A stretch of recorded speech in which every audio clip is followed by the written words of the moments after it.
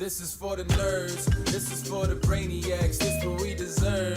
Go ahead and play it back, you ain't gonna touch me, you not gonna do nothing, you are not above me, I bet you wish you was me, I know it, I know.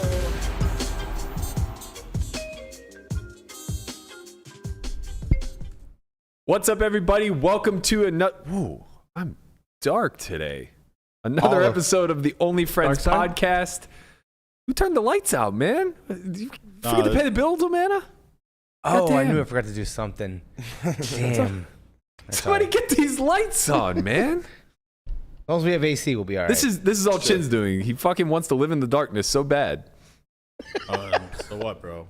Jesus. I look good. You look weird. Oh my gosh. You look like you're sitting in front of a green screen of outer space. No, I look like where I come from. Darkness. The The set is darkness still, and the Dominican Republic. yeah, it's still adjusted for the Poker Out Loud filming. From last Yeah, night. Christian likes it this way. I think. Bro, I think with a couple little That tweaks, looks good. You look with a couple yeah. little tweaks on your side, a little bit of lighting. This looks way better. A little bit of light side for you. Yeah. I have an LED beaming in my face right now. Nah, it's not as close as it usually is. Mm-hmm. Okay. But now you see how Landon feels all the time. Why? Because his lighting's always like a thing that we have to work with. Oh, Yeah, I'm but not. I have this nice light here that helps me. You know, I'm not complaining about it being in my face. I'm complaining that I don't look white enough or wow. light Sorry. enough. Sorry. Sorry. No, I don't. I want to look olive. Like, let's get it straight, okay? You need to change the I contrast. need that olive tone light that we have shining in Landon's face. It's not an olive tone light. It's just my light. Right. my light. It's your light, but you know it brings out my undertones, my light. olive skin. If Don't you take will. my light from me. I'll be a ghost. We've landed on that I'm olive, right? We've all agreed on this. No, No. I'm on a podcast right now with 5 people, and every one of them except Landon's looking at their phone. because I'm looking Sorry. to see what they think about the lighting. I'm reading the chat. Conrad don't give a shit. You dig? Conrad brings a whole fucking laptop. I said we're gonna find a way to hook He's it up the to researcher. No, we're gonna find a way to hook it up to Guapo's OBS and give Conrad a soundboard. Now that would be great. But I also qualified it and said I thought he was the worst person to give that job to. Worst and best. It might be the best or the worst. We'll never know. He would abuse his power. We'll He would find abuse out his soon. power, and also his comedic timing is one of the worst I've ever seen. Oh my God! Coming from the least funniest person I ever met in my life. This kid's still speaking in spell check. My God. He's the walking spell check. It's okay. I'm glad the mic is fixed. Everyone's happy about that. Yeah. now. We figured out the issue. We had a loose cord, and it's the rigs that we bought. So they come with, you guys don't care. Whatever. They just want to know the result, man. they come with prefabricated cords. It doesn't matter and- how the mic is fixed. Yeah, It's just fixed. Landon's mic is still a threat to be a problem, but we'll take care of it. I am a threat. I forgot to fix his. But basically, they come with these prefabricated cords, and they're loose at the connection point where the extenders that we use are not. So we're directly wired these days. Good to fucking go. It's romantic lighting, Berkey. I don't like that, man. I Romantic don't like lighting. that at all. You're into romantic lighting.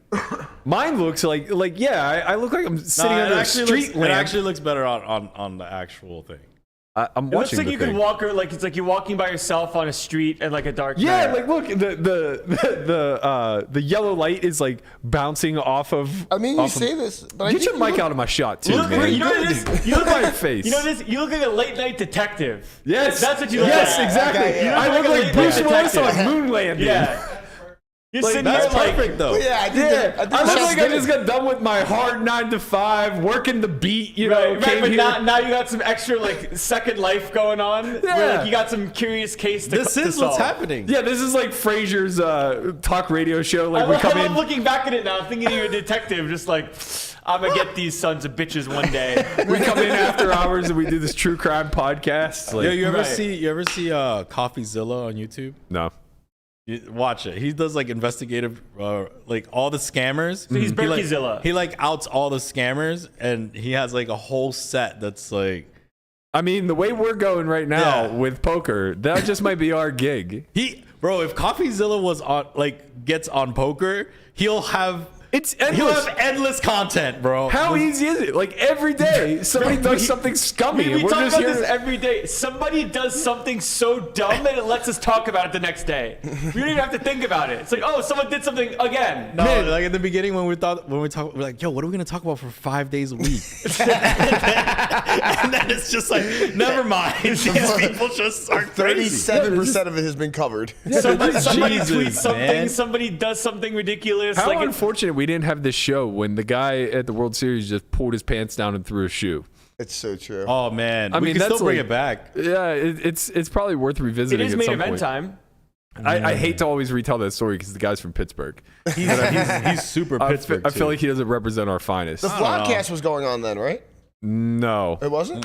no. Listen, you I think it was before we had started. It was the summer before we started. I think it was the summer of. I keep wanting to say to be determined. That's not true. Results may vary. Okay. You have to results take the were very good with the bad. Like you have this guy, but then you also got Rigby. You know? That's true. That's true. Rigby actually is very representative of Fine Yinzer. the classic Yinzer underground poker player. Yeah. He embodies that. Just let me find a really bad hand in the deck, call it the dirty diaper, start tabling in people's faces. Get people full of kings. Conrad embodies the whole New York City underground. Yeah, that makes sense. He is that. Conrad, what hat do you have right now, Conrad? The same hat I wear every day. Every day. The Yankees hat. Yeah, you know how many I have of these things? The Yankee hat. Just got a box full Conrad of actually like, might be the most Yankee hats. well-known New York City underground player of all time. Call. No, well, besides, Showman, no, all well, those yeah, people. well, from our generation, I think for sure. From You our have like generation, 300 for sure. hats. You have Besides- 300 Yankee hats. Maybe Joe Black a little bit more, but Mm-hmm. definitely Conrad's up there. I learned not to tell people what hand they have in Joe Black's game. Don't want to do that. Yeah. Don't do that anywhere. Actually, you should never go to any I underground. will never be there. Yeah, you are I'm a busy mark. looking at charts and shit. I'm busy looking at charts and shit. Your charts aren't going to help you in that game. I can promise you that much. See, everyone always says that. Everyone always says, "Man, we've come so far. Like charts can't help you. Like we play too gangster out here. Like Nah. we play too No, many the hands." fucking They're cheating. I don't know if they're cheating. These Look, charts can't help you. let's not say they're cheating. Let's not say they're cheating. Motherfucker, I walked into a cold deck like you've never seen in that game. It could have just been a cold day. Oh, yeah. He was Berkey's up winning way 6. before he got there. Berkey's up 700 big blinds or 10,000 big blinds, and suddenly they bring in a prop player who just picks up aces when I have kings and an ace gets exposed. Get the fuck out of here. Oh man. I saw enough with Houston's expose. I know what happened. Let's not We don't go know. as We far as don't- accusing anyone. Yeah. That anyone. I'm not that anything accusing. I don't think, any games in New York are cheated at all. happened. No, and I don't even think that actually happened. the fuck up. Words are wise. Don't This play was home not part games. of our intro, by the way. Don't play home games. Just keep yourself safe out there. Yeah. Yeah, I don't think he cheated you. Let's just leave it. Yeah. You just all punted right. off 15K in a 2-5 game, man. Just live with it. I broke even. That seems fair. They let me leave with my initial buy-in. Thanks for that. You were up stuck. Yeah. Up buried. That was peak incinerated, Chin. That was Winning $10,000 in a 5-5 game and then walking out dead even because you got peak incinerated. Yep. Max peak incinerated. The charts are saying not to get in kings for all that. Yeah. There you With go. the ace That was exposed. your mistake. Yeah, you're You're right. trying to be on some copium. With the You're ace trying to get on exposed. some copium. Like, oh no, this happened. No, you just got too many big They blinds. know. They know Berkey knows the chart, so they make sure to expose an ace. Right. What's the chart say? It gets in What's there. the chart say when an ace is exposed? Yeah, what's the chart say when there's a dead ace for everybody to see? I mean, there's more kings for you. Why didn't they just give you? Why didn't they just give you aces, give him kings, and have him flop a set instead of just to make sure you get it in? Yeah, that would have been way better. I would have felt better about it at least. We would have got in 6 bets pre and Maybe you 1,000 big maybe you blinds. just ran bad, man. Yeah, It's just bad luck. just bad luck. God, bring that back. All right, so what's See, up? that's why I got this detective light stuff going on right now. That's right. I'm on the fucking case, man. This happened 7 years ago. I'm not letting it die. Let it die. It happened like 11, but let it die. That's the classic detective. Like something happened to them 10 years ago, and it's like, I swear I'm gonna get him. Here we are now. We're getting poker cold case files now. Like, Yeah. the authorities don't want to deal with this. We're on the case. The poker files, and it's Berkeyzilla. Thursday, June Turkeyzilla. Thursday, June 27th. Everybody needs to smash that like button because there's only 10% likes. 10% is and the there's- normal Well, rate. man's over there Fucking doing like math. button. I'm just saying, we got almost 400 people, watching right now, and we only have 35 likes. Man, They love us. Don't hit the like button. I trust them. I trust that they will. trust them. I'm I trying to grow don't. this audience, man. I don't trust them. We have some congratulations and condolences to offer out after yesterday's tag team finish. Unfortunately, our squad finished where we always finish. What So many the bridesmaids. Runner up. Christ. How many And that seconds? takes Why? breaks How many because they seconds do do we have have now? partners, but Like lot. 300 Leonard seconds, please. and Espen deciding to Off 25 bigs, Leonard with 2 sevens. He may just pile Whoa. it, and this is very close, I think, with King Jack to call. I mean, were you limping with King Jack to call off? He is limped in. There's the all in. There's the call. Cards in their back. King Jack for sevens. Flip. Oh God, I'm Sevens with King Jack. Let's go. This is a big one. Okay. It's a big one. Come on, king ball, king ball, king ball, king ball. Okay. Ace ball. Ace, ace, ace. Come on. Club. Come on, king.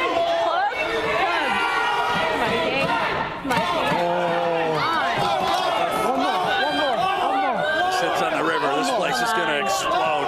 Patrick Leonard, one card away from winning his first ever bracelet. Ace, a king, or a jack. And a full double up for Hochstetler Second best Patchett. card in the deck. Come on. Come on, come on,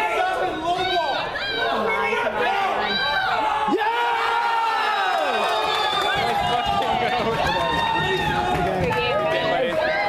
Good game. Congrats. Congrats. I think that is the smallest prize pool I've ever sweat that hard. Yeah. But it wasn't about the money, man. No, it wasn't. it definitely wasn't. Something, man, there was something about that event. I don't know. Maybe it's tag because team I in was general? emotionally invested because of Corey, obviously. And then the fact that like Pads and Espen found a way to the final table and found a way to come back and win. But it felt like I was watching a really big moment, which is crazy because first place was 150, which is probably going to be, I'll say it confidently, the smallest first place prize that they televise all year. Yeah, for sure. So yeah, I mean, like I don't know. Obviously, we had a big emotional investment in Corey and Jamie's team. They got the heads up with like a 5-1 chip lead, I think. Or more. It was 50. It was It was pretty strong. 15 million to like 2 It was like something. 6 It's to 1. 6-1 chip. 6-1 chip lead, yeah. We got really fucked. That's kind of the unfortunate nature of this is right.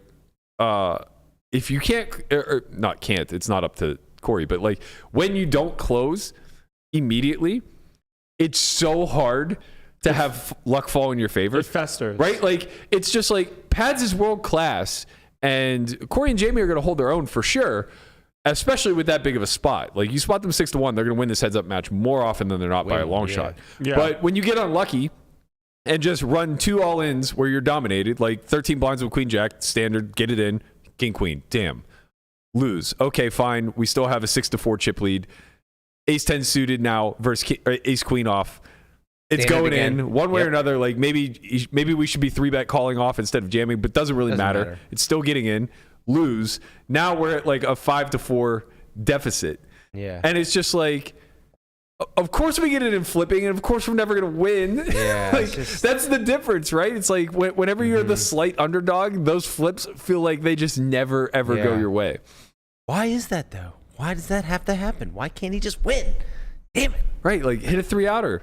Two cracks at hitting a 3-outer, one crack Yeah. at winning a flip. Like, I don't know how Corey and Jamie feel. I'm sure they're happy to make it that far. Obviously very disappointed because getting the bracelet is Bittersweet. just Bittersweet. Yeah. bittersweet.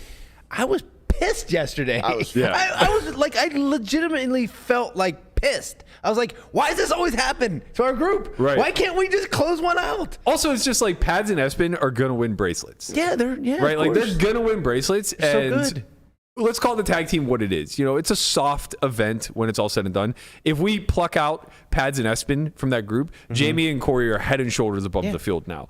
And it's just like theirs for the taking. Yeah. Like, I know this is so silly because the cards would just be distributed the same and everything would be the same. But I feel like if it's not Pads and Espen in that seat and it's literally anyone else, we hit a 3-outer, or like we win in some other capacity. You know what I mean? They just took out everybody at the final table. If one of them, if it was just Pads and Espen that time, then because they had the same stack as everyone else, they could have just dealt a hand that has to get in. They want to lose. flip. Yeah, they want to flip with 3 left. It was a perfect storm to get second place. Yeah, and huge congratulations to them. Obviously, right, of course. If you're handicapping the final table, like even though they were at a chip deficit, like they are far and away the most accomplished. Definitely well deserved. Yeah, they certainly deserve the bracelet. Nobody wanted. The fans may have wanted to see that heads up match. From our side, we didn't want to see that heads up match. No. Like, there's just no free chips. Yeah. That's the thing. Is like they played perfect. Yeah, and Heads Corey up. played really well. So I haven't gotten to see. He has a lot of success online, but I don't really ever sweat it much. I just hear his results every day. Corgasm winning something in Michigan. Corgasm winning something on WSOP here. Like it's just been a year and a half, 2.5 years of him consistently doing really well in this arena. And same thing with Jamie. More recently, she's been taking it seriously, and she's been absolutely mauling the WSOP online in Nevada. But I don't really watch, so I don't see the hands. Yeah. Watching him play yesterday, I was so impressed with how far his game has come since I met him 5 or 6 years ago. Like, his adjustments in game, he's playing online. They're not playing with a big blind ante. So, like, the strategy is very different. You don't start doing much limping until you're sub 30. And to be fair, WSOP, like, you are going to be sub 30 a lot in heads up scenarios. But the point is, like, he came in and it's clear he had a plan. He knew that with the big blind ante, there's a big adjustment to be made on the button. And he knew that his raising range would have to be polarized, which kind of led to the King 4 hand, which, wasn't right idea, wrong stack size, basically. So for anybody who's unfamiliar with the hand we're talking about, Corey opened off of, I think, 40, 30. Let's see. It was 1, 2. It was 50. He had 50, but he was covering. So I think it was 40 effective. Ish. Because he had just shy of 11 or just over 10, and there was 18 in play. Okay. So I think Espen and Pads had 40. It would be impossible for it to be 50 each because 18 million in play. The best it could be is 45. So I think it was off 40 effective. He opens King 4 off on the button. Pretty good. Espen wakes up with Ace Jack in the big. 3 bets to, I believe, 7.5 blinds. That's about right. And Corey elects to 4 bet. And the thing here is, it's the right hand selection to have in a polarized 4 bet range. But at the depth, we're just probably not playing 4 bet, right? It's either trap or jam. So what ended up happening is he kind of hedged and 4 bet to like 40% of stacks. And Espen obviously has a jam. Like, Ace Jack's just never folding heads up for a bracelet. And Corey has an auto fold. So it's just like kind of unfortunate that he's doing all these adjustments in game where Pads and Espen are pretty studied in this arena and they're just not going to miss a beat. So it's like the spirit of the bluff there is so good. You should have bluffs whenever you're choosing to have a 4 bet range. But because of the stack depth, we just don't really have a 4 bet non all in, right? And that little tiny error swings the entire match, like outside of our grips. And that's the problem when you're playing world class competition. Right, yeah. You have to mimic their ability, and you have to get up to that level. And it's so hard because good concepts like having a polarized bluffing range for 4 bets is what it takes to get to that level.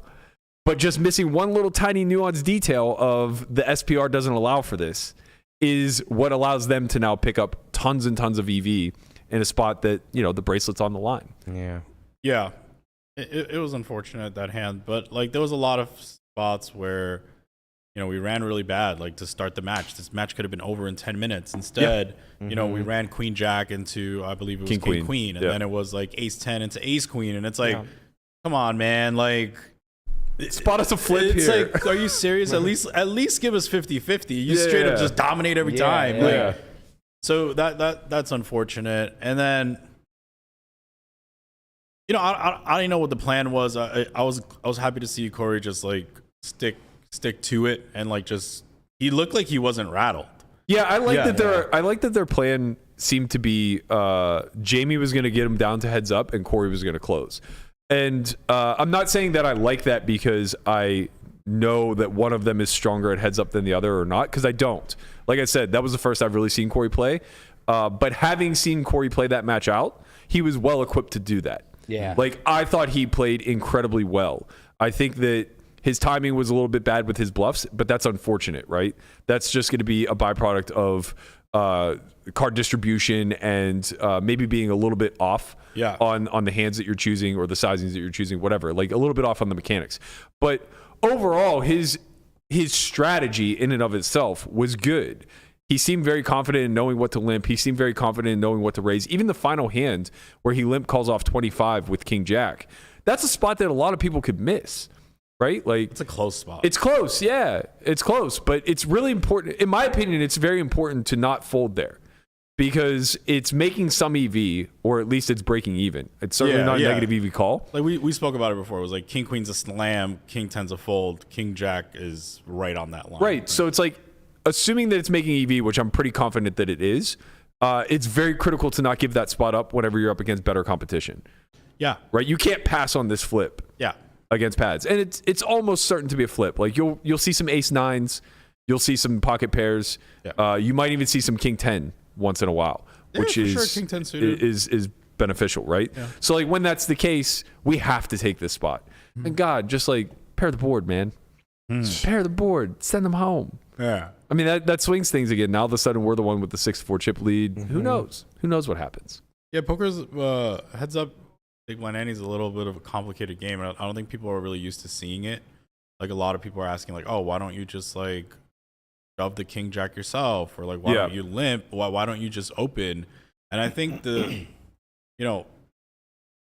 you're playing heads up, big blind ante, can't really just fold anything. So you really have to start limping a lot because you're getting such a good price. Mm-hmm. And then because of that, you have to now balance a limping range. Well, it's not just that. So whatever, I'll throw the strategy out there. You guys come for poker, we'll give you a little strat talk. With big blind ante, what ends up happening is what you're saying is very true. You can literally never fold. You just can't fold the button, right? You're way too invested. There's 2.5 big blinds out there, and it's only half a blind to continue. But since you can't fold, the big blind now really can't fold much either when you're raising. So if the big blind is playing near 100% of hands, what ends up happening is now the bottom of your range that is quote unquote bluffing to pick up the pot now no longer functions. So you can't really play Jack 6 off profitably anymore, because where that EV is derived from is earning folds from the big blind. When the big blind no longer folds, Jack 6 off is now a negative EV raise. Mm-hmm. So what ultimately ends up happening is now we have to limp Jack 6 off. Well, if we have to limp Jack 6 off, we can't only limp Jack 6 off, right? So we have to now marry that with some strong hands as well, and some medium hands. And it's nearly impossible to figure out how you're going to range split between limps and raises at like a close ratio, like to where you're, call it, raising 40% of the time, limping 60. That's like way too complex to implement in real time. Yeah. So what mostly happens is you default to a pure limp strategy and then carve out a polarized raising strategy where you take, the top 5 to 10% of hands and you raise them a fraction of the time, and then you take the bottom 5 to 10% of hands and you raise them a fraction of the time. Yeah. And that's basically big blind ante in a nutshell. And it's weird to me that we haven't really corrected this in tournament play. Do you think it's better or worse? For heads up? For the viewing experience, for the gameplay, for the tournament itself. I think for heads up, it's more boring because people are just going to limp. Yeah. When you say correct, do you mean correct the structure or correct the play? Correct the structure. You can just take the ante away altogether. But when do you take it away? Because heads up. Because when the strategy, do you extrapolate that out to three-handed, four-handed? Well, you do, but ICM also now adds comes in, an 'cause there's no added layer. ICM heads up. Right. So like there's a big ante, which incentivizes everybody to play way more hands, which is a good thing for like 3-4-handed play. But there's ICM, which incentivizes short stacks to play nothing. I have a question. When Alan Kessler, I see, always argues for this, and Savage had a very good response to reason why it isn't. But when tournaments get down to 5-handed, do you think that the ante should be cut in half? No, for what I just said. I think that the big stack should be rewarded. And what it does is Landon speaks about this a lot. There's this concept of DCM, which is dependent chip. That's what it stands for, right? Dependent chip model. Yeah. And it incentivizes a little bit more gamble. I think that's a lot more applicable when you're playing with a big blind ante and you're getting shorthanded. Because what ultimately happens is these two worlds collide and they contradict one another, right? So as a short stack with ICM pressure, you are meant to try to fold your way and ladder. But with the big blind ante, you're meant to try to leverage your stack and play a bunch of all-in pots. And I think that that's a good strategic disalignment because it rewards the big stacks who should be rewarded, right? Just through any model that we look at, whether it's ICM, DCM, or otherwise, even chip EV, the big stack should carry the most amount of EV moving forward. And I think that leaving the big blind ante out there only compounds that further. And that's a good thing for everybody. Yeah. But when you get the heads up, ICM's no longer a factor, which kind of neutralizes the big ante. And now, like Christian was saying, it makes it boring because you're forced to play 100% of hands, which is fine. But now we're seeing a lot of like bottom 5% versus bottom 5% kind of combat against one another. And also the only raising that we're kind of seeing is out of position, which is okay, I guess. But it's one of those things where it's like, this is where everybody's going to be the least studied. And you're just going to see a lot of post-flop passive play born off of that due to the fact that like they're kind of in a node that they haven't looked at. It's a lot more fun to watch like a raise. Raise 3-bet. Yeah, like raise 3-bet Yeah. fold, raise 3-bet jam. Like, like you want to see more of the pre-flop play. Limp, check, post-flop with 3 bigs in there, 1 big. Like, it's like, okay, like, just going to take 7 hours. The counter to that is that there is a lot of post-flop fuckery that can take place. So there's a lot more bluffing that takes place when the big blind ante's in play. Yeah. Heads up. But yeah, there's arguments for both. I mean, if I was up against, if I got lucky enough to get into like a spot, I would love to have the big blind ante instead of like playing Doug Polk heads up in a format that he's like super good at. Yeah. It's like, okay, we have the big blind ante. At least like now I can limp and like maybe he doesn't know this. I think the problem with leaving the big blind ante heads up is that whether there's an ante or not, we'll see the limping start to take place at sub 30 blinds anyway. Right? But when you're above 30 blinds with the ante, we still see so they could be 100 effective and the button will still mostly be limping, right? That's got to be a big problem. Because that will cost them a lot of production costs because that will take 12 hours to finish. Well, I'm thinking about in terms of the main event, right? Like when you get heads up in the main event, and granted, like the last few years, maybe we haven't seen it quite as much, but that's because big blind ante format hasn't been studied nearly as much as it has more recently.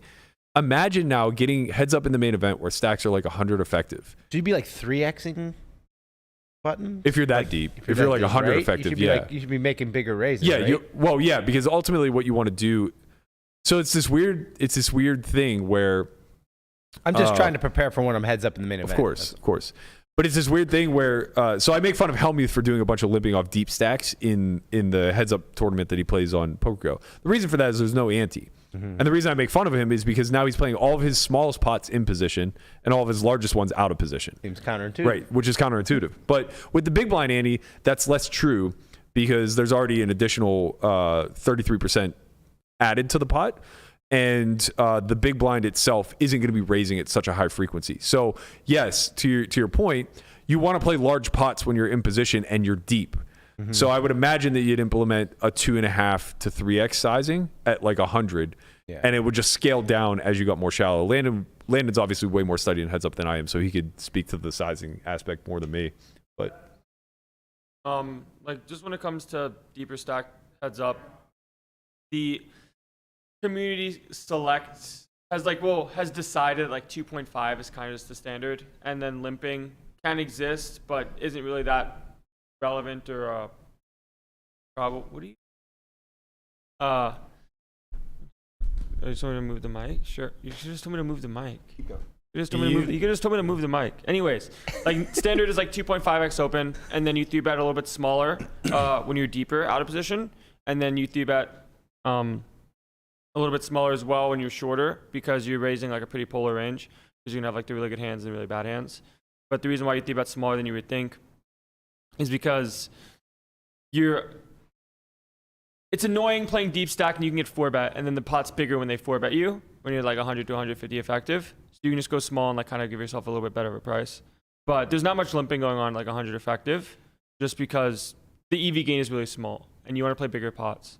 So like most of the time, like at least like my default heads up strategy for the moment would be to RFI or fold when there's no ante for like just heads up sit and go type stuff until probably like 40 effective, and then you can start limping if you want. But the EV gain is practically negligible, and then you have to learn a lot more spots. So in order to simplify, just play raise or fold until I get pretty shallow. And then for MTTs with a big blind ante, can't really fold very much because there's a lot of chips in the pot. Can you tell us who the community deciders are? The community NASA. Thank you. You said NASA? Yeah. No. That's my shirt?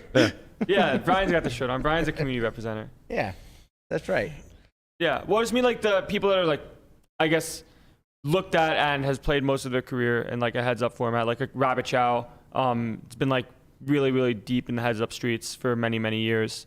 And then Doug plus NASA definitely have a like a RFI, but it's a different game playing no ante and with ante.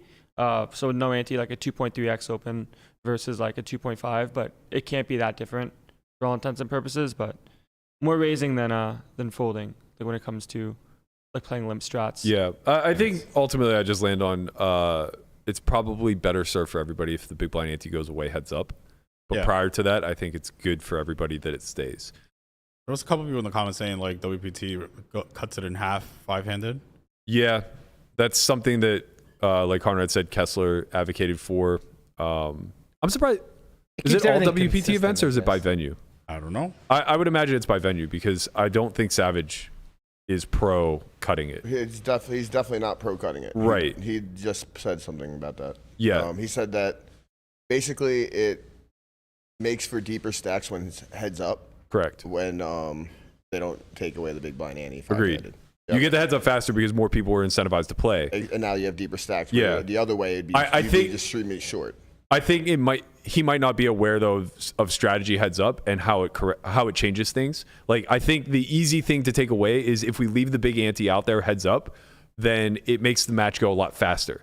They're incentivized to play bigger pots, yada yada yada. But the exact opposite is true. Mm-hmm. It's the other way. Right. The exact opposite is true. You're always trying to massage SPR and keep it as low as possible pre. Yeah. So that you have post flop play. Yeah. So maybe we could sway his opinion on the actual heads up stuff. But hey, I don't want to speak on behalf of everybody. Maybe there's a lot of tournament players out there that love the idea of playing a slower heads up match and being able to take people post. I just want to be able to jam. And you can't jam when everybody's fucking limping. It's Let's brutal. win some fucking all lanes. Yeah. That's all we need to do is win Let's some dance. fucking Put the all cards on lanes. the back, baby. I'm trying to win through luck. I want to get lucky one time. Let me get lucky one time. Fuck. I had to learn the hard way. You're not allowed to shove King 8 suited for 20. Nope. Come on, man. He limped the button. What can he have? He had King 10. Why you can't jam King 8? Goddamn King 10. Len's like, that's a mistake. I'm like, how can it be a mistake? How can it be a mistake? Hand's too good. Yo, he 5. No, ante, this is a lamp jam. With an ante, all of a sudden, I can't jam. Come on, give me a break. Hand's too good. You're trapping. Yeah, You're I'm supposed to trap. trapping. You're range trapping. It would have came 8 high, too. It did come 8 high. Damn. Then 10 on 10. You turned came 8 high, and then they turned a 10 on you. I'm glad. You know what? I'm glad I jammed because you know what would have happened if I would have checked? It would have came 8 high. We would have got some bets in. Then the turn would have been a 10, and I would have done some calling, and the river would have been a brick, and I would have called off and doubled him anyway, and I would have felt worse about it. Why? For the same reason I felt bad about calling off with the King Deuce It's after emotional. King Eye. Emotional EV. Yeah, emotional EV. Yeah, it's like you have to live your life knowing that. Although I got to tell you, there was an alternate universe path. There was an emotional roller coaster of watching it come 8 high, knowing I had the tournament won, and then him 3-outing me on the turn, knowing that it was never going to happen. You know how lucky you were to get heads up though? Dude, he was in for 5. I had a 19-1 chip lead. He maxed late regged in for 5. Yeah. And got second. And yeah. he's What is complaining. wrong with you, bro? Be thankful. You're white. You're rich. This bit needs to fucking die, man. I'm over this bit. All right. Great. Final congratulations for Corey and Jamie. Nice work. We're all proud of you here. That hardware's coming. Sure. Big Great run, congratulations to Pads and Espen. Well deserved. Sure. Happy to see you guys get off the schneid so I can keep moving up the list of the best to never do it. I hope I lead that list someday. I hope someday. Do you want to lead that Never list? do it? Yeah, I hope Do someday. you really want to lead that list? Yeah, it's way better than being the worst to win one. No, it's not. Yeah, it is. I want course it is. to be the worst to win one. Amen. That means I won one. This is like the classic. Would you rather be the best of the worst or the worst of the best? I just told you my answer. I Yeah. got that. Yes. Yeah. I would hold my bracelet over Berkey's head every day. What do I care? I'm trying to not win one. We all know that's a lie. That's why you always punt heads up? Yeah, that's exactly why. Rings, too. I don't want any rings either. You don't like jewelry. Yeah, I don't like jewelry. We've been over this, man. I got fat fingers. Like, there's no space for a ring here. You wouldn't wear the circuit ring, man. Berkey's the Phillip Rivers of poker. I'll take that. I'll take that. That is accurate. He's got 8 kids. Yo, Jesus Christ. Phillip Rivers bro. is a borderline Hall of Famer. He ain't going to Hall of Borderline Fame, Hall bro. of Famer. What? Look at his numbers. No way. Are you out of your Stop, mind? bro. Do you think Eli's a Hall of But he's Famer? never done anything. Eli Manning? Yeah. Yeah, but he has rings. Okay, That counts. I don't He's care got if it bracelets. counts. He's got You bracelets. have to perform If you are and like win. a decently good quarterback for a long time, for you to get into the Hall of Fame, you have to win the Super Bowl. Phillip Rivers is better than decent. He's Tell an that to Dan great Marino. player. For a long time, he was good. He was good. He wasn't the best His quarterback. numbers. All right. Was he I'm the gonna- best quarterback in the league? Berkey's right. No. He does have really good No, numbers. he does Okay. have really good Really Was good he numbers. a I don't top think 5 he's in. quarterback in the league? Yes. Yeah. All right, I need Absolutely. to look at the research, bro. No, he's right. He Francis finished, Phillip Rivers was a little bit nuts. Yeah. he finished 5th on all-time passing yardage and touchdowns. Yeah. He played 55 years. Fifth. That's true. Just register that. Fifth. Okay, 5th. Who's There 6th? are Who's 6th? 4 people above Wait, time him. out. Who's 6th? Dan Marino. Like some wild, like some fucking insane. No, Dan Marino. Did he get passed by Peyton? I have no Dan Marino was 1 forever. Brian's just saying things. I'm just He's Dan never Marino. played in a fucking Super Bowl. Yeah, he played for the fucking Chargers, man. They stink. No, he is in charge of the Chargers. Wait, Charge of the who Chargers. is 6th? We still don't know who 6th is? He left that page already. Yeah, I'm off. Way off. You have to act fast. No, bro. he never went to a page. It was on his Wikipedia. It said 5th all time. Yeah. Like 5th all time. Listen, I don't know for sure. I'm about to say something that I'm talking out on the side of my mouth, but I'm pretty confident Phillip Rivers' numbers will dwarf Eli's in all categories. Except Super Bowl rings. Whoa, except Tangent. for 2 rings. Okay. Not 1. 2 I rings. don't give a fuck, Against man. the There are Patriots. plenty- Against Tom Brady. Wait, also, time out. Who the fuck said Eli Manning is going to be a Hall of Fame quarterback? Nah, I literally asked, and everybody here said yes. I never said I a never thing. fucking I never said a said a thing. thing. I didn't even hear Wait a you. minute. Wait a minute. Oh my Where God, did rewind the Conrad tape. find his stats? Because I didn't looked it hear up you. and found passing yardage leaders of all time. Phillip Rivers is 6th, and 5th is Ben Roethlisberger. Oh, There Ben, we go. that's Let's go. it's just old. Ben just passed him last year. Ben is in. First Tom Brady, second Drew Brees, Peyton Manning, Brett Favre, Ben Roethlisberger, Phillip Rivers, number 7, Dan Marino. There you go. Wow. That was right up How there. unfortunate, man. Dan Marino just got blown out of the water by modern day. The Twitter's more nuts. passing. There's more passing. Yeah. Ben Roethlisberger's in the Hall. Number of Fame. By the 9, way, everybody Ben above Roethlisberger's Phillip definitely Rivers Hall on of that list, first ballot Hall of Famers. number 9, Eli Manning. That's With a, 2 rings. that's a big separation between 6 and 9. There's big separation between 0 and 2. 2. Do you know how many people won Super Bowl Neither rings? one of them get in the Hall of Fame, I don't think. You're wrong. You're definitely wrong. Wait. Can we bet on this? If Eli Manning doesn't win rings, he gets in the Hall of Fame, you think? No. All right, that's what I'm I don't saying. even think That's it's a how I feel about discussion. Phillip Rivers. I think it's the same. No. But I think neither one of them get in because of this. Like, one was great, never got a ring. You were one very sucked wrong. balls, got rings. I think we should The bet. general consensus is that Eli is for sure a Hall of Famer. Let's bet on it. Eli's The in the Hall general of Fame. consensus Eli's not. is The Eli's general getting sports in. consensus is that Eli is for sure a Hall of Famer. I think 2 For rings. what? 2 His Monday night analyst? No, I think 2 rings get you in. 2 rings with like one of the sickest plays of all time. Yeah, I mean, and and he's remember- top 10 remember- passing yards. He's gonna get in. Wait, Who did he beat both times? Oh, he beat Tom Brady. I beat Tom Brady both That's times. tough. The GOAT. Yeah, Who doesn't lose anything. for sure. So like, yeah. So I mean, it's Yeah, weird to just take 2 games. I and would then- bet- I would bet Yeah, Ambrego gets in. that's just Do you how think it Antonio works. Brown gets in the Hall of Fame? Ooh. I don't think so. Ooh. What are you tough. what about? He It's has tough to, because right? because You think Terrell Owen deserves to be in the Hall of Fame? yes. Yes. He didn't win any rings. Yeah, but he was the best wide receiver at least 1 year in the No. league. He was in 6th. Rings only, he rings wasn't- he only wasn't- count when you're a quarterback. God damn it. Wait, hold on. This is such a trap. What do you mean? Antonio Brown doesn't have any rings. Well, he got cut from the Buccaneers before they won, right? Did they? Or was he on the team the year prior? He was on the Okay, team the year whatever. prior. Burke, I don't Bad make the example. rules, but don't you agree that like they, I don't know. I think like winning a world or winning a ring, winning a Super Bowl holds way more weight for a quarterback than it does Yeah, for any I other agree with you. position. Like they don't like. I agree with you, but I'm just trying to show that it's completely absurd to say Phillip Rivers isn't going to get in. I didn't The guy's say in the top that. 10 in I passing. think Like, I think- imagine an argument against Burke, Marino. I think you said it exactly perfect. You said he's a borderline Hall of Famer. Yeah. He's borderline. He might get in, he might not. He's not a shoe-in. He's definitely not He's not a shoe out. on a shoe-out. Yeah, now He's- everybody's he's making me take borderline. the side that he's definitely getting in because I think it's so absurd that they're talking Eli. but you Listen, said if this is the borderline, thing. so This is my stance. why can't we- If Rivers gets in, I don't think. Eli gets in. No. There's No, no, no, no. There's no. I think ifs, the ands, or opposite. buts. Eli's David getting in Deathmatch. regardless of what Rivers does. Eli's in. I agree with Chin. I think the Yeah. consensus Just is because he that has he's 2 getting Super in. Bowl rings. That's He's against Tom just. Brady. That's a Against Tom big deal. Brady.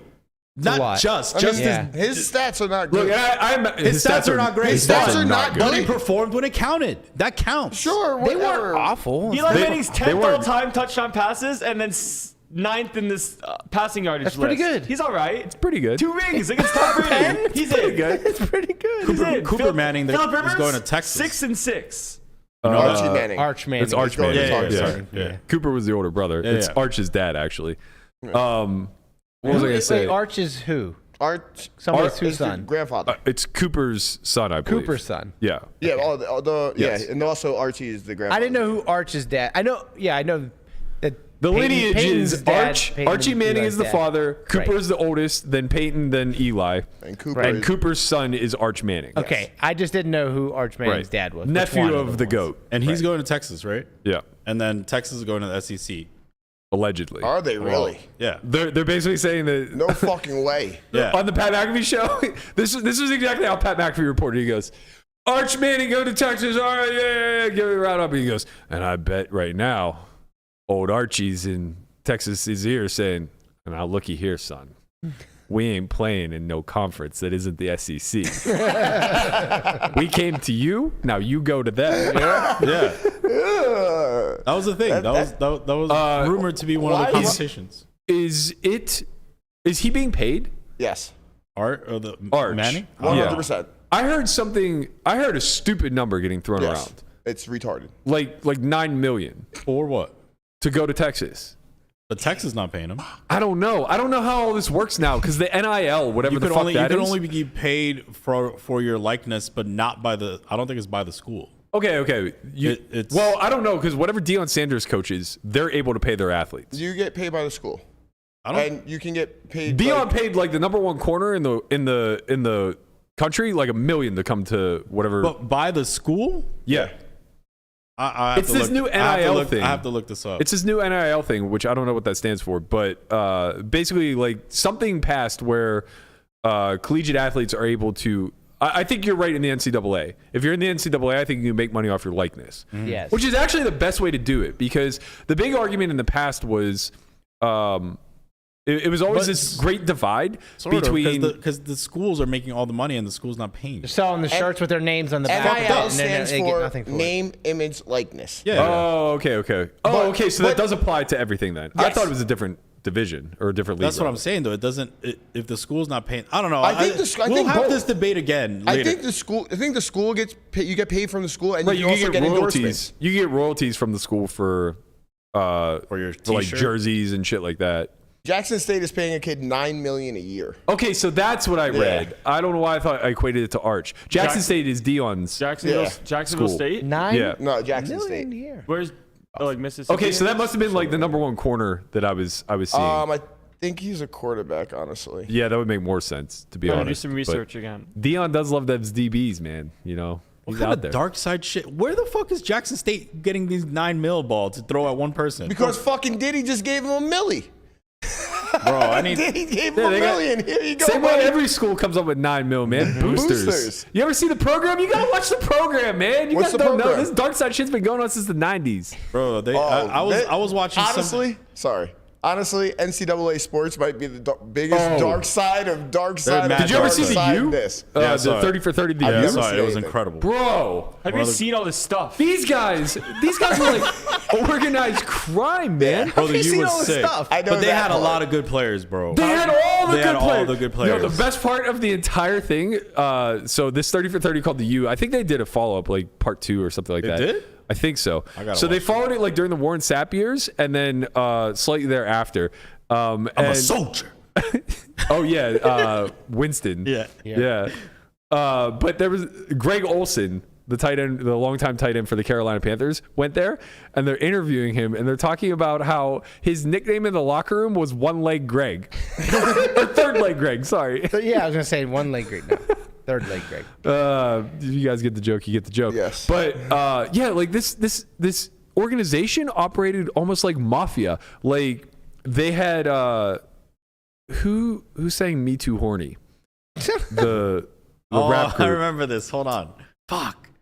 All right, keep going. Yeah, so there's a rap group. I don't know why it's escaping me right now. Oh, Two Live Crew.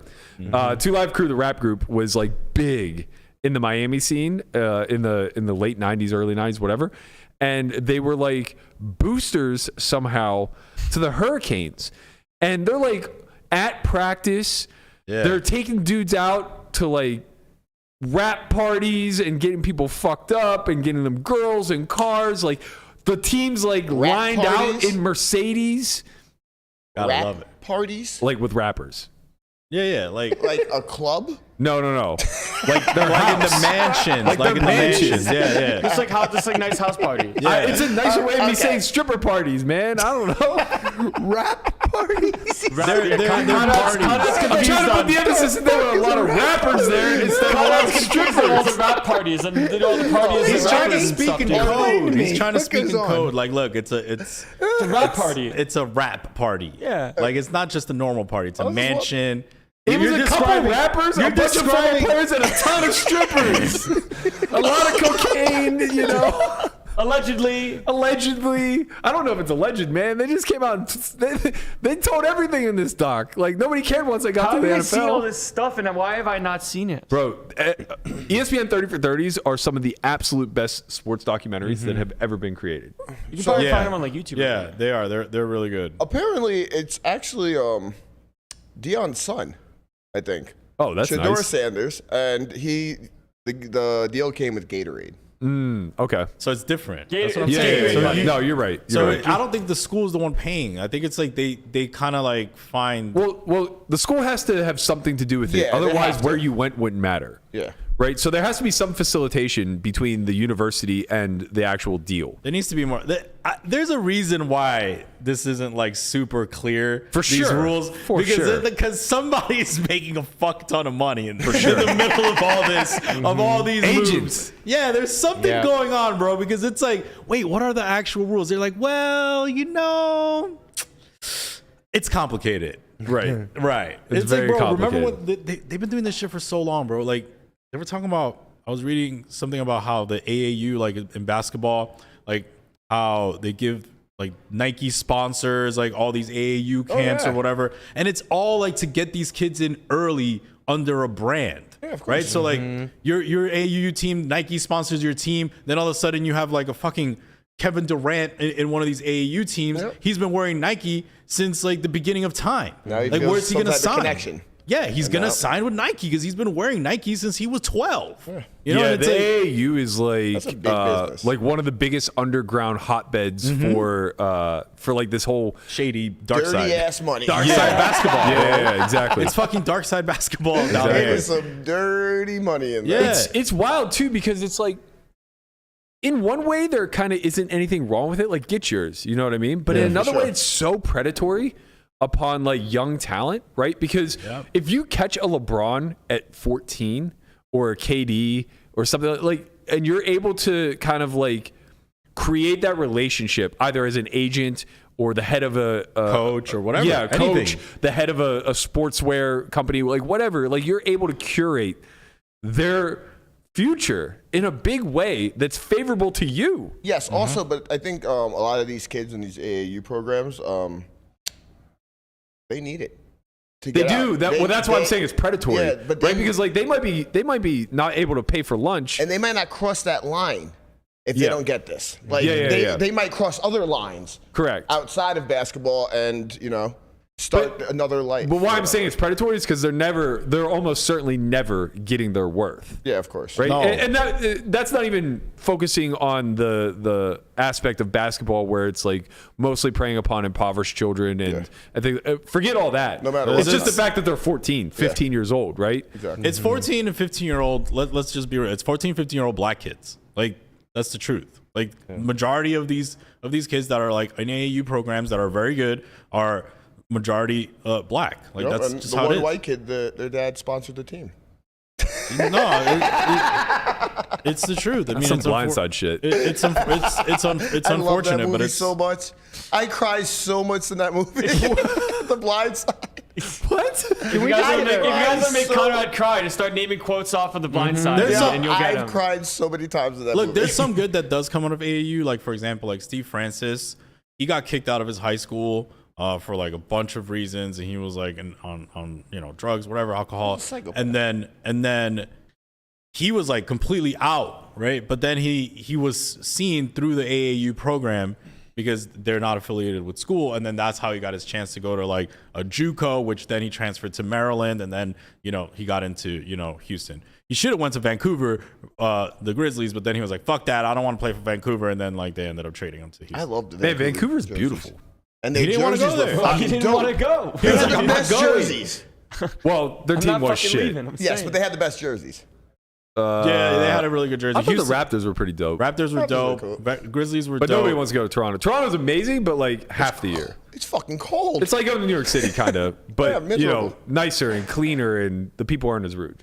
Gotta travel. You don't have to. I'm not arguing. Throwing with some you there. shade at New York No, City. I would rather be in New York City. Like that, those are my people. Like I don't want to be around people who are so nice all the time that I feel like the asshole. I want to be around people who are such big assholes that I feel like a saint. Yep. It's true. This is like being on the list of the best to never win. I want to surround myself with my people. Got it. People from New York are dirty and assholes. Gotcha. Shut the fuck up. They're not. They're great. He's getting us canceled. Getting Nah, me canceled. we're assholes. Assholes, yeah, but we're not dirty. You're from Jersey. I mean, we did. They're dirty. No, we're not. Oh man, No, we no. just alienated half the country. You alienated half the country. I alienated Jersey. I didn't know that the Northeast New was York half City. the country. No, I'm saying what you're saying. Yeah, I only didn't went say- after Jersey. They're small, man, by comparison. I'm not going after Small. anybody. It's a fucking. There's millions of people in there. but you ain't New York City. Jesus, bro. No, My girlfriend's from New York City. what's I wild can't say about anything you know what's wild bad about about New York them. City? Like I don't remember the exact number, but like the amount of people that come in on New York City every Monday morning. Oh, yeah, I the think commute. the population increases by like 2.5x or something. This happens at State College in Pennsylvania. So when Penn State has home games, He always brings it back to some Pennsylvania. Yeah, well, that's what I know, man. That's all he knows. When Penn State go has ahead. home games, State College goes from being a not top 5 city in the state to being the second largest. The third. Wow. Third, sorry, behind Really? Pittsburgh. Sign Yeah. Philly, Pittsburgh, and then it becomes And then It becomes overtakes, State like, College. Erie or whatever. They overtake Erie and Harrisburg. I've Just been on there game day. I've been to State College once.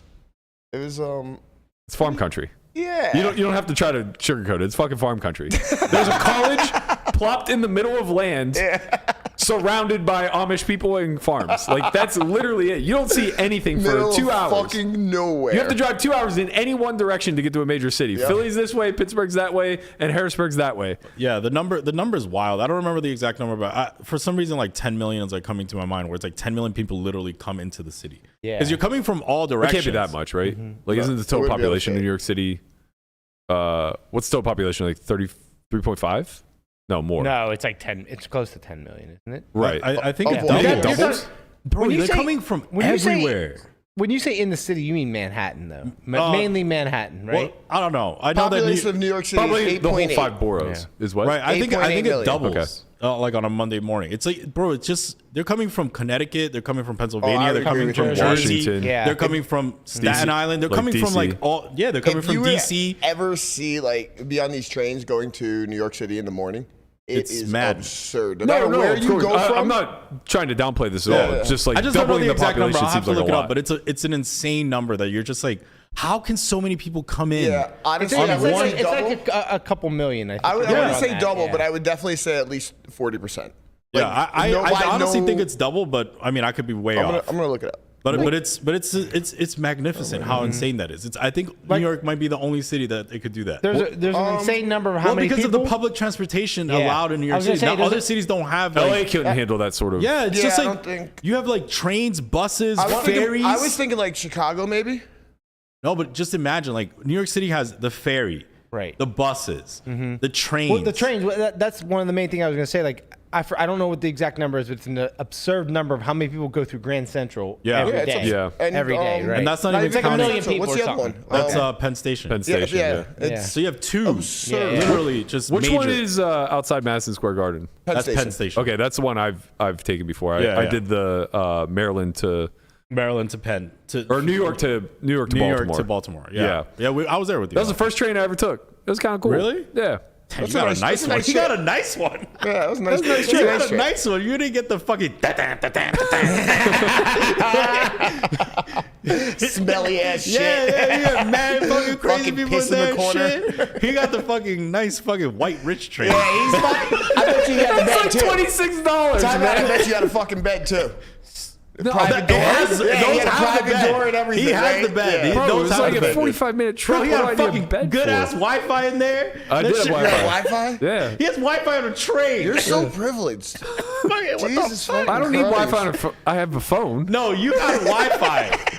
Wait, but I didn't need it. I have You a were phone. like Amtrak Elite. You crazy, bro. Anyway, That go was ahead. nice. Are we gonna talk about poker? Or what? Yeah, I guess we'll get into it. What a good day for Melissa not to be here, man. We're finally going to talk some fucking sports. That's true. So just one quick observation. The short deck is winding up. I think, are they down to the final table today? Five left. Yeah. All right, Benba, baby. Who are the five? Emba, yeah. Let me tell Is you. Benba in the running for poker player of the year? Or what? He's trying. He got laid 100-1 by Sean Deeb. Bro, he's 100 to running 1? deep Yeah. in a lot of stuff. He maxed Wow. like the short deck and now it's final table. Yeah. That's wild. Yeah. That's a That's a fucking Bemba shit. number. Max, like But honestly, like okay. So Benba's a tough opponent. To So like, there's try to five. beat. Chip leader is Shota Nakanishi from Japan. Second is Steven Chidwick. finally, I get a fucking You get cash. some points. Let's go. Third is Ben Lamb. Fourth, Brian Rast. And then fifth, Melissa's MVP, Sean Winter. That's Damn tough it. table. Tough table. I can't have her getting cashes too. This is brutal. My boy Benny G is at the in final table that's in of the the 50K. the PPC. Oh yeah, that's being streamed today, right? has to Yeah. be. So That final has to table. today. That's Jungle Man, Benny. Yeah. Jungle Man, Benny, Johannes Becker, Yuri Tsevalevsky, and Naoya Kihara from Japan. Wow, Japanese represent Yeah. coming out here. Yeah, I saw with like 13 left that was the youngest PPC final 13 I've ever seen. I think the oldest person left was at the time. I don't remember who it was, but it was somebody who's like in their mid 30s. And I'm just like, wow, how things have changed. Like, where are the old school guys? Bro, Right. Jungle's Yo. trip leading again. I know he's Yo, gonna did win. you see this guy AP Garza play it? This kid's never played stud in his life. He's the one who won the last Seminole that Ian got third in, Okay, and never played stud in his life. Probably That was hasn't played Dimitri a Borbs, couple but of these different games, and he cashed it. yeah, you know. I know been all about there. that life. You I know had to give how him it a little works. shout out, you know? What was it? 10K stud? Huh? 10K stud? No, the 50K PPC. Oh, I Jesus. had to give my man a shout Oh, out. but he knows the other games. Probably one of them. Come on. He probably One played of them. fucking PLO and Dan Smith Hold'em. cashed. He said he Wow. only knew one game. Dan Smith is fucking Dan Smith. Yeah, they had It's a the big summer ante. of Dan's, man. It's the summer of Dan. Summer You of can't beat Dan. Dan in the summer of The Dan. vice chairman of the Council of Dan's knows how to catch So a I brought up the tournament. short deck because David Williams tweeted that he busted but had like a blast doing it. They should definitely have smaller buy-ins. This is something I've been kind of like championing for the last 3 or 4 years. I would love to play some short deck tournaments. I'd love to play like 3 or 4 of them in the summer if I could, but I don't want to play a 10K. Like, these guys are studying it. They're running solves for short deck, and I am certainly not at that level by any stretch. Yeah. Although Bemba did pay for my house or my pool. He paid for my pool through short deck, but that was just there was my sun run. That's the one I forget about. Like a straight 700K in my pocket. My backers didn't want any of the action through short deck in a game that I don't know what the fuck I'm doing in. That's a sun run. That's basically winning like 3 tournaments. In 24 hours. 48 hours. I played back-to-back days and just like upshot. I was very lucky. Yeah. It was very lucky. Very lucky. How many all-ins you win in that game? A lot. All of them, because they were all ins. Exactly. It was a good timing. Yeah, but I want to qualify because it wasn't a lot of pre-flop all-ins. Oh, really? People weren't didn't jamming know. then. People didn't know. It was 2016. Nobody really knew. It wasn't really figured out yet. Okay. There was not a ton of jamming, and it's funny. Like, this is the gambler's mindset. Like, I knew I didn't have that much knowledge over the game, but I also felt like I had decent post-flop playability. So when high variance spots would come up pre, I would just overfold. Like, if I was facing a jam with queens for 100 antes, I just folded. Yeah. Like, constantly. But I would be the one jamming like Jack 10 suited because I knew enough that was like good. And then, they would overfold a lot. Like, they didn't know the power of ace king back then, and they did a lot of folding. So it was a weird navigation of like everybody just kind of gambling and feeling it out in the moment. And I was treating it similar to like, I guess, a heads up match where you're a dog, but you have a lead, where it's like I just wasn't willing to give my lead back. And it just kept culminating and getting into really big EV spots by passing on small ones, which, when you're in a competitive environment, like you just don't really ever want to pass on small ones. But none of us knew what the fuck we were doing. So like, it's okay to pass on small ones because you don't even know if they're small. They might not even exist. They might just be. Yeah, you might be tortured. But yeah, I ran really good. Just like flop sets, flop straights, hold, scoop, move on. It's so nice to flop sets and straights in that game and hold. Well, in that game, oh yeah, and hold, yes. Yeah, and hold. You're always going to flop sets and straights. You're not always going to hold. Yeah. Well, it was a little bit different because people were playing worse. So like, you could just flop straight over straight and get paid. Yeah. Okay. As opposed to like now, where that's just the 10-7's not going to find its way post all that often. Yeah. So you're trying to say that like you want to see more events? I would just like to see this particular event grow. I think anything we have a 10K championship of, we should have a couple prelims like a of. 1500 version of. Yeah, 1500, maybe a 3K, like whatever there's interest for. But I think at like, I don't see it. I think at low buy-in levels, like people would love short deck. I heard that the interest level for the short deck this year was like a lot higher than last year, where last year was like 70 entrants, and this year was like double, like 140, 150. I mean, that tracks with just high rollers period this year. Also, a lot of people coming from overseas and stuff. Yeah, that's true. Last year's numbers should not really be an indicator. Yeah, they don't really matter much. It's an anomaly year. Yeah, I won. You definitely did win last year. Yeah, that was surprising. I think there should be other events put back on the schedule before any short decks taken consideration of. Like, go on. Like what? Like the 3K shootout, or like stuff like that. More shootouts. Shootouts just aren't that popular beyond the 1500 price point. I think shootouts. What happens with shootouts and heads up is that they consume a lot of dealers. Yeah, and then you have to cap them too. Right. So your rake is capped. That's the issue with them. Yeah. I mean, I agree with you, but the operators probably hate it. The reason why I'm disagreeing is because like if you run a 3K shootout, it doesn't cap at 1,000, so it never reaches cap, which means that they're just putting a 3K event out there that would do better as a non-shootout format. You're saying that 3K never reaches 1,000, but 1,500 always reaches 1,000. Correct. Got it. And if you did like a normal 3K freeze out like we're gonna have today, it's gonna get close to 1,000. What was that tournament there? That 300. I know you're saying like get rid of the small blind. What was that? That $300 tournament they ran? No, it was. They only ran it at night. The fucking and they ran giant. throughout the whole summer. It was the fucking giant. The giant. I'm so happy I faded that. Don't bring that back. I know. Don't bring that back. We man cashed it like 17 times. Don't bring that back. That shit is fucking I ran deep in that thing. I faded the whole thing somehow. I never played that shit. That thing was crazy. It was like a super turbo. Started 7 p.m. every night. Yeah. and then just I think ran they're it just trying throughout to the get summer, and then people- just like at the end, had Every everyone Friday, new and they all bag, came back. culminated in like a day 2. That's Right, what it they was. Every Every Friday. they're Friday. trying to They ran get it every people that Friday, bust yeah. out to register this other event at 7, and then it's like, hey, look, if you make day 2, you just stick around. They kind of like get you on a hook. They're like, okay, if you bust, you can play this, and if you bag this, which you probably won't because it's a mega super turbo, then you have to stay all the way to the end of the summer and play all these other events while you're Yeah. still here, Oh, and yeah. then we play this one. They're just didn't even mainlining you, bro. have- They're feeding Yeah. you. When They you didn't- bust and you have that sadness, you're like, oh god.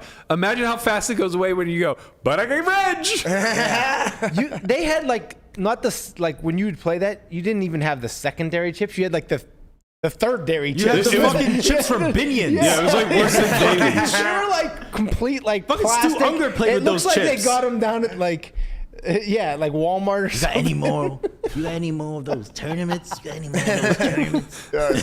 That tournament was straight Oh, crack. man. That was wild. Yo, it's just crazy. But yeah, I agree with you. I would like, I'll fire a 500 short deck, whatever, 1,000 short deck. I mean, I don't. Yeah, I would. I think I know the game. Double call. You do know the game. I know the call. game. Sure, I would play.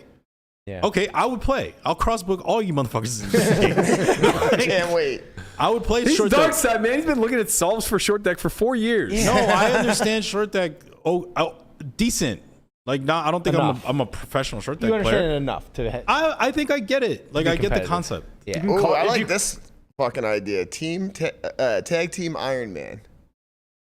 That is would what be we just fun. did. No. No, Play where to the win. tournament just doesn't stop. Yeah, but they can't do Just that tag either. in and out. It's not about the teams. Like, that's fine. They No, can it's figure about- that out. yeah, it's about the logistics. staff. Yeah, of course. You don't have staff to work 24/7. Yeah. No, I know, but it's a great idea. It's a fun It's idea. It's a fucking fun idea. Wait, It's didn't super this dope. happen? They did yeah. one in. They did an Ironman in Jackson. LAPC. They did one in Jacksonville as They, well. they, I they had think- an Ironman tournament, like that wasn't a But tag it team wasn't version? what Conrad's saying. It was just no breaks. So you had a 12-hour day, no breaks. Oh, I No see. breaks. That No just breaks. sounds terrible. You just- Yeah, that's I mean, that's mis- cash. That's kind of miserable. Right, This but is it also cash. just sounds Yeah, terrible. You get because in cash you get up, they don't blind you out. Yeah. Yeah, well, leave one on they your buy? free hands. Yeah. You don't need to play the hijack. How did that I tournament only play go? hijack, dude. It went well. Not I don't well? know. It's probably small. Who gives a shit? I'll tell you what did go well though is the ladies event. Ooh. We saw almost 1,100 women turn out this Yeah. year.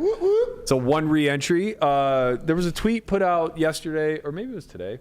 How does that feel comparable to other years? Yeah, so there was a tweet. Oh, here we go. I think today by Maureen. She listed what the field size was over the last, since it initiated in 2005. So there was massive growth between 05 and 06. I imagine that's just based off the newness. Then it kind of like stayed pretty consistent between like 11 or let's call it 1,000 and 1,300 up until Black Friday. So if you scroll down, Guapo, it gives you the next numbers. Oh, well, never mind. I have it in front of me. So in 2010, so through Black Friday, it remained around 1,100. 2011 was 1,055. Then post Black Friday, it dropped a little bit. So in 2012, it fell to like 900-ish. Stayed consistent there until 2014 and 15. It was about 800. 16 as well. And then 17, it dropped to 700 and stayed at that point basically until 2019 where they tweaked the structure. So in 2019, they changed it to one re-entry and a deeper starting stack. That brought the entries back up around 1,000, which is where I think we're going to pretty much maintain, at least in the near but term. how many? They added the re-entry. We don't know how many are uniques though. No, we don't know how many are uniques, Right. but we can guess. It's probably about 30% re-entry. So it's the same. So it's still staying around the 700, which tells us a couple things. One, it tells us that the retention level of the ladies community is relatively high. Yeah. So once women start playing poker, I would say a high percentage of them stay, at least for these type of events. But it probably speaks to the fact that the acquisition isn't really as good as it had been in years past, like during the growth years. So pre-Black Friday, That's normal with. yes, that's consistent across the board for all of poker. Yeah. But this is meant to be an event that is welcoming to new players, right? It's Yes. advertised as if you're a beginner, come play here kind of thing, right? Yeah. So I wonder if I wonder how much they would benefit from doing a 2-tier version of this, similar to the way they do the seniors. Like a 5K? Well, I was gonna say like a 500 and a 1500. Oh, I see. Okay. Because I imagine money is probably the biggest barrier, right? That has to be the biggest women prevent. that probably like they don't want to fire off a 1K when there's a 365 at resorts, Right. That that is also a ladies event. Yeah, and maybe we're looking at this the wrong way. Like maybe it is better that the other casinos just handle the smaller price points. Yeah, there's a lot of ladies events. There's Right. like a lady It's a whole week. That whole week. Yeah, and they do the same thing with seniors. I think all the Yeah. casinos do a good job of coordinating in this capacity. They build it around the WSOP. So yeah, I think it's fine. Just keep, it also gives business to resorts and Aria and other places that want to do this. And Maybe it should be a satellite type thing then. Basically, all I'm trying to wrap my head around here is that every woman that I speak to about this event speaks so highly of it. Yeah. And that it's like it's a benchmark event on their calendar every single year. 100%. So with that said, like with so much positive momentum around this type of event and so much I guess word of mouth marketing that does such a good job, it seems like growth has a lot of potential, right? Yeah. So the fact that the numbers aren't climbing makes me think that there's a failure on our behalf somewhere along the line. Yeah, it might be that, they'll just wait to play the resorts one. Right. Maybe it's a price point thing. Yeah. That could be true. Maybe it is a lack of marketing outside of word of mouth. That could also be true. Mm-hmm. But in any event, like with the way the seniors event grows, I would like to see this event mirror that, right? The seniors event has a very natural path to growth. Of course. It's just like but it's massive. Man. We can't. 8,000 There's a couple runners. things we can't fade in life, Burgers, like death and taxes. It's Yeah. like when you're up there in age, you're gonna play the seniors. You event. gotta fire. The super seniors got 26, I think. 2,600. Yeah. Yeah. That's It's probably exactly good. 1/3 of the seniors event Yeah. that could Right. qualify. Like I Right, can't imagine if you could play both that you didn't play both. 2 men registered the women's event in the resorts. I saw. No. I mean, well, I heard. I didn't really see anything about it. All right. I just heard one was the first to bust. Yeah, I did hear that, and there was a round of applause. Oh, I Yeah. bet. I mean, I whatever, don't man. understand the point. Like, I get why people do it at the series because there's a lot of coverage that comes with it, and there's a bracelet. I'm not saying it's justified. I'm saying I can follow what would coerce an idiot to do something like that. If you're a guy playing a ladies event, you're an Yeah, idiot. but don't call Sean an idiot. He was an idiot. He knows he was an idiot. He was being an idiot. Yeah. He's aware. My point is, I could see why. There's news coverage around it. There are people promoting it. There's a bracelet up top. Like there's something that's coveted Yeah. that you can earn. And the prize pool is like decent if Yeah, you it's care decent. if you care about like your EV or whatever. But why the fuck would you do it at a 360 resorts where rake is probably $80 and first place is going to be like $1,200? Yeah. It's just like you're literally just like. Honestly, you're a dude crashing a slumber party. Like, Yeah. let them have their thing, man. Like, this is so silly. What do you think went on in these slumber parties? Who was I just? I'll tell you what. Not, you in this not group chat? what we think. Wait, no, that's not true. Were you in this group chat with? Why do I start this? You shit? start these tangents and then Tangent talking about slumber alert. parties for like an hour and a Oh, half it was now. with Melissa. Yeah, we had a conversation with Melissa about this Yes. stuff. Yes. Melissa confirmed. They all dressed up in pajamas and make out together. Oh, Get God. out of here. She said it on She the did say that. podcast. Yeah, she's messing with She you, said it on man. the No, she's not, She's bro. messing with you. She's You messing with guys. all the guys watching this podcast. That hate doesn't you all. happen.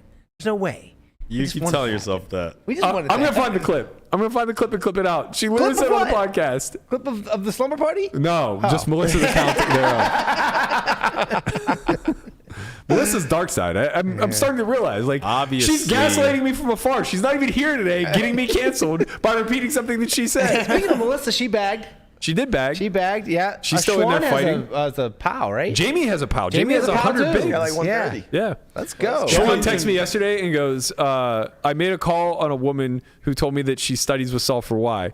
And I go, I don't know if that's an insult or a Yeah, or is that compliment. good or bad? And she goes, it just meant that she knew what she was doing, so I called because I thought she could be bluffing. Oh, And there she you was go. right. That's thank you. Wow. Thank you, Schwan. Yeah. Thank you. Thank you. Thank you. So Thank you. RIP to Diana. We're sorry that We taught you we that got you bluffing is a busted. good Yeah. thing. Yeah. But congratulations to Schwan. Congratulations we on all gotta the talk- bluffing. We do got to talk about this. I almost forgot, like the girl that pocketed the chips. Yeah.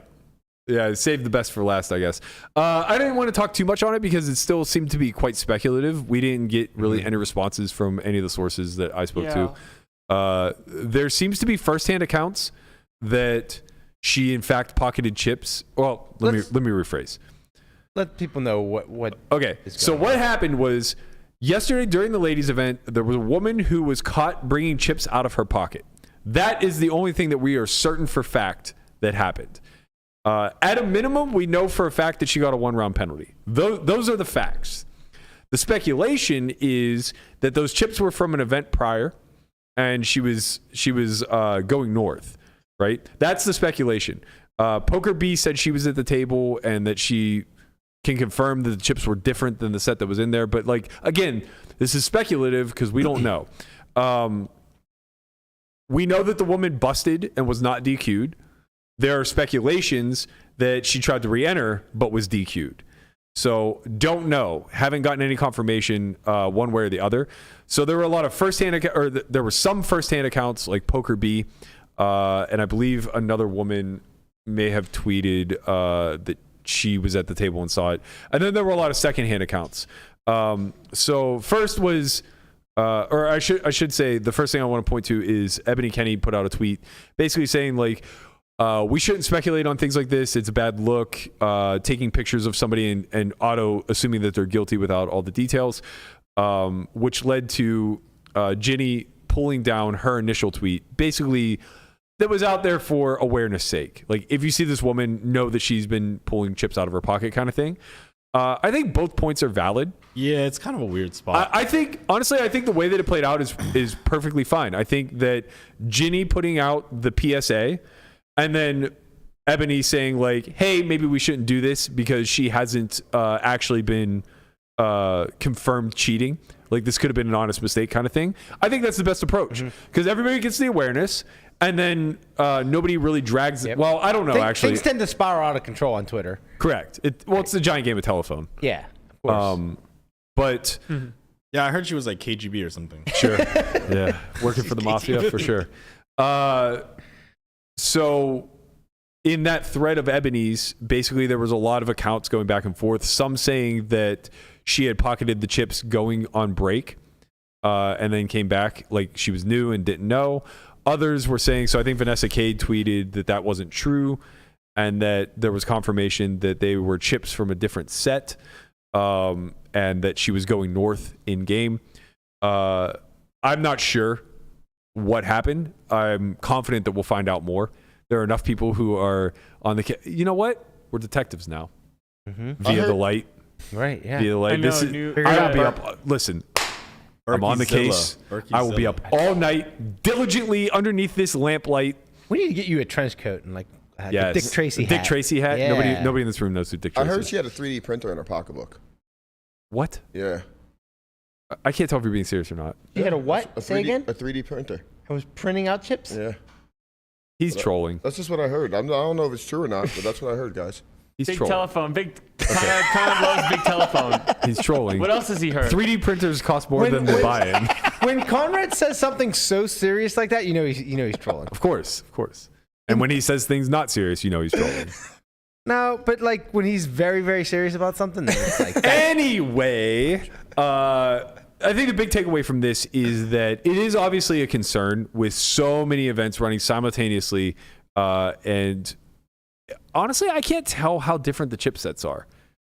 I think there are the colors are different on some of them. Like I've played both 3 o'clock events and noon events, and I'm sure that there are noticeable differences. But when I actually sit down, I don't have enough recall from the previous event to notice any sort of difference. You know what? So I know from playing, I think it was the housewarming, they ran out of chips, so they had to use both sets.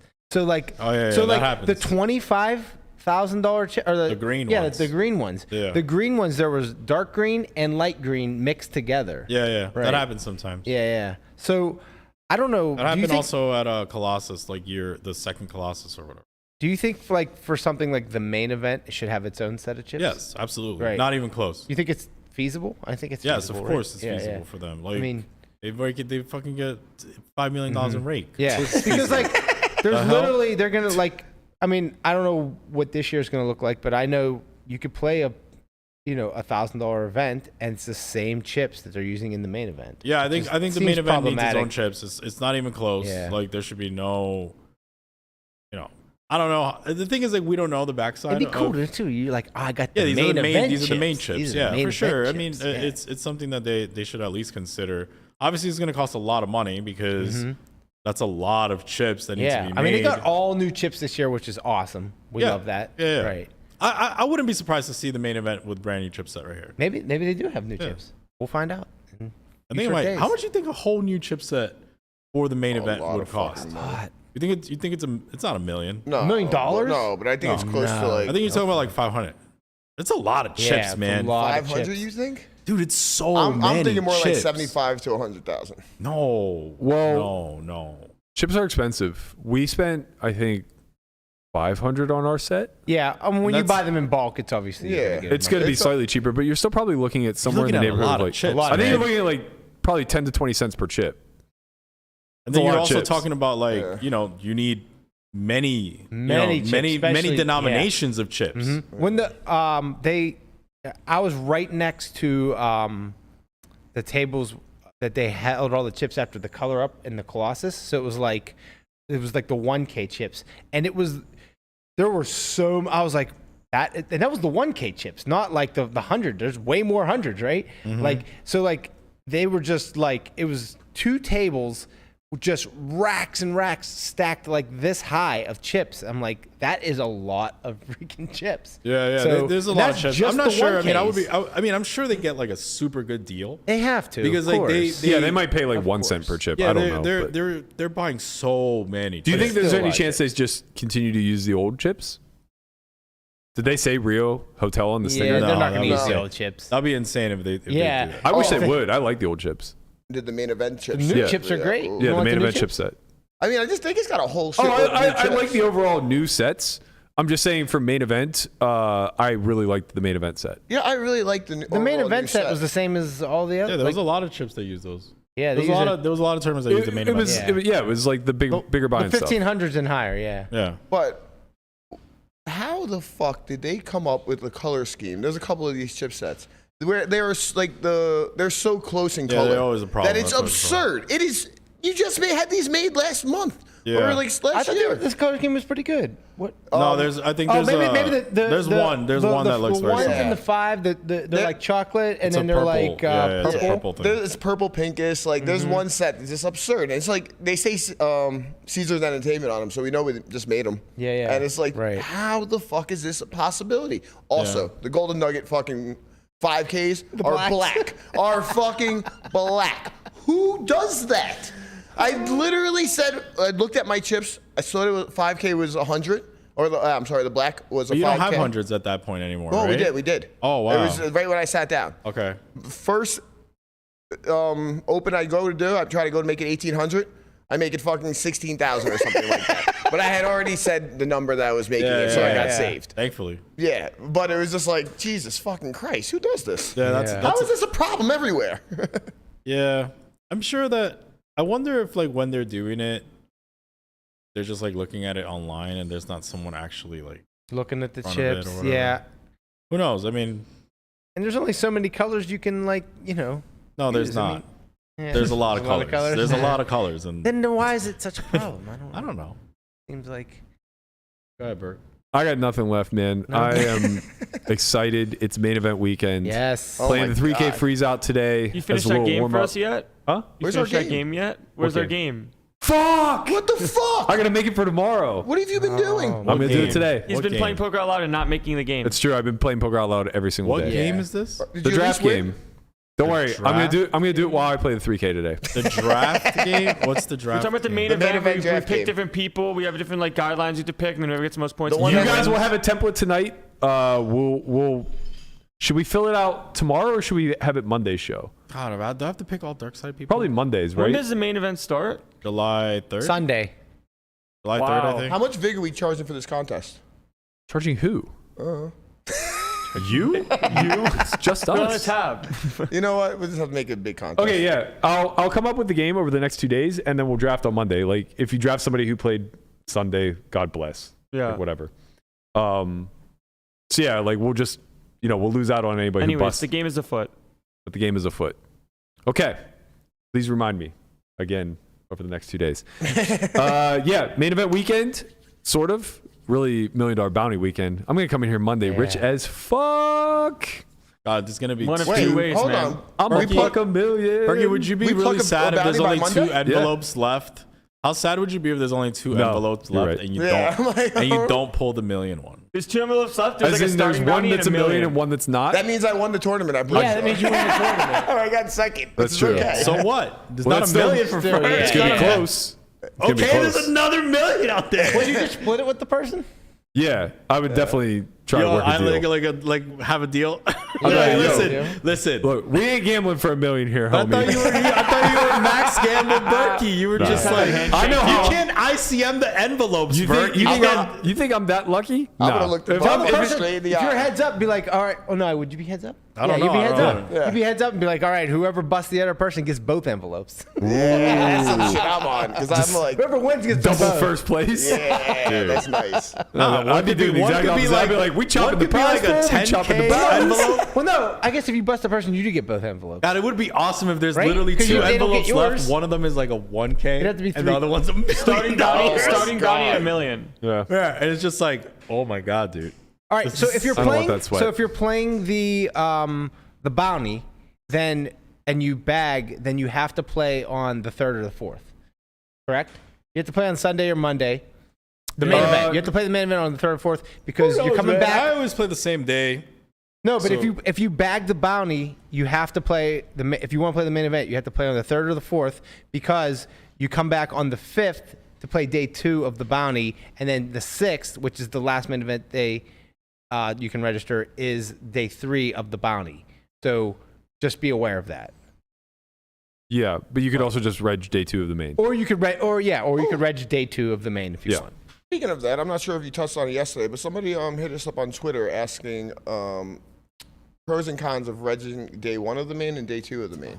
People always have this conversation. We're not doing this today. There are no pros and cons. A quarter of the field's gone. If you're bad deep stack, reg on day 2. There you go. I mean, that's kind of it, right? It's like not enough of the field busts that your stack goes way up in EV, and you get enough big blinds on day 2 that you're not handicapping yourself that much. Just do what you want. Wake up and Do whatever you want. live your life, man. I'll be there. The tortoise will be there 11 a.m. day 1. These Yeah, I questions will be of there. fucking minor EV. If you wake up and you feel good, play. If you feel like shit and your girlfriend broke up with you, wait until day 2. That's it. Okay. End of the show. I'm done. I will never not be at the main event for the first card dealt. It's Right. it's just It's an too amazing good. event. It's too good. If I hold myself in as high regard as I think, like, can't miss it. Yeah, I agree. That's it for us. We'll be back tomorrow. Hopefully not with Melissa because she's too busy winning the ladies event, but there's a chance that she may be back, in which case, no more sports talk. No more sports ball. We'll get back to dating life and slumber parties and shit. Thank you guys so much for tuning in. Please like, subscribe, leave a comment below. Let us know what your plans are for the main event and what you did in slumber parties back in the day. We'll see you guys all tomorrow. You guys got invited Peace. to parties?